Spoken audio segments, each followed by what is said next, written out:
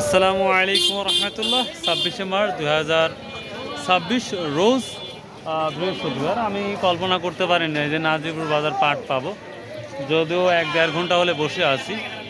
দাম টাম বলছেন? ও খালি সরিষা? হ্যাঁ রাই তো, সরিষা খুবই কম।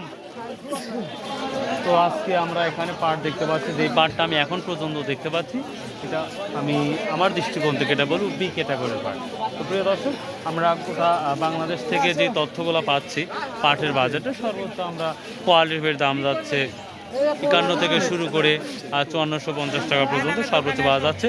তবে দামটা হচ্ছে ফরিদপুর সব থেকে বেশি যাচ্ছে। এখন এটা আমরা শুনবো যে এটা কী দাম যাচ্ছে বর্তমান সময় ইনশাল্লাহ। তো পাটের কোয়ালিটি যদি আমি ঘুরে ঘুরে একটু দেখাই আপনাদের, দেখতে খারাপ না, মোটামুটি ভালোই। তবে এটা আমি বি ক্যাটাগরি ধরবো। এ ক্যাটাগরি পাট হতে হলে আরও কোয়ালিটিপূর্ণ হতে হবে, তাহলেই হবে ওটা এ ক্যাটাগরি পাট।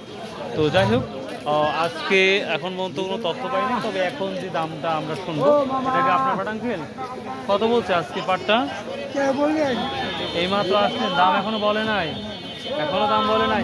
আরো সকাল করে আসা লাগবে রে বাবা, সকালে আসা লাগবে। হ্যাঁ বেলা মানে ভোরে আসা লাগবে, ব্যাপার এখান থাকে। আর জানছে যে পাট নাই, এই জন্য তো চলে গেছে সবাই। হ্যাঁ হান্নান ভাই ফোন করেন। আজকে 200 টাকা গেছে, 5200 টাকা, কিন্তু দাম এখন তো এটা বলে না। দেখ সর্বোচ্চ 5200 টাকা, 5250 টাকা পর্যন্ত নাজিপুর বাজারে যাচ্ছে। তবে আমরা চাষকুর বাজারে, আমাদের চাষকুর বাজারে কিন্তু 5350 টাকা পর্যন্ত বা 5360, 5300 টাকা এই দামে কিন্তু আমরা পাট দেখতে পাচ্ছি বা পাই বর্তমান সময়। তো ইনশাল্লাহ কালকে একটা নিউজ করেছিলাম, পাটের ডিএনএ টেস্ট করা হবে। এটা হচ্ছে মুসলিম শাড়ি তৈরি করার জন্য গভর্নমেন্ট বা পাট উপদেষ্টা শরীফুল ইসলাম, মেবি নামটা ভুলে গেছে, হয়তো শরীফুল ইসলামই হবে। উনি এই ধরনের তদন্ত বা এই ধরনের কাজ করার পরিকল্পনা নিচ্ছে।